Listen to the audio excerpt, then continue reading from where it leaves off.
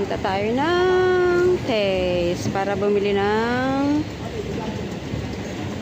burger ba ng ating kamahalan. Supposed to be hindi sila magla-lunch, kaya lang pumasok ang kanyang beloved tatay.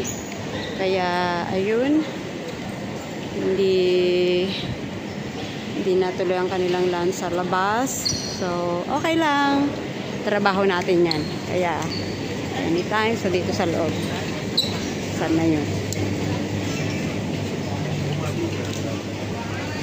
Saan na babanda yun?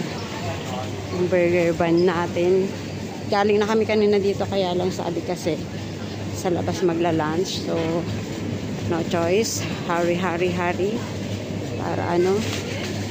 Para makahabol tayo sa lunch. So doon banda. Ayan. Sana yun.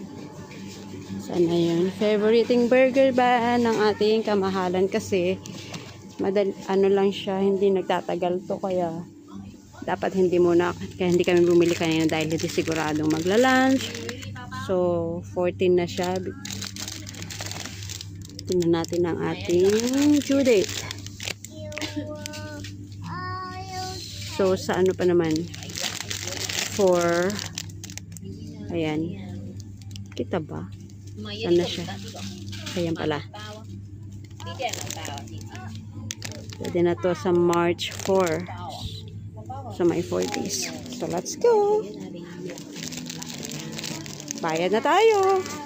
Buti kabisado ko na kung saan yung place niya. Kaya dire-diretso na. Ayan. Ayan. So doon na tayo sa counter. Magbabayad. Hopefully walang pila. So ayan, konti lang naman. So that's all for today. Thank you guys. God bless and keep safe to everyone.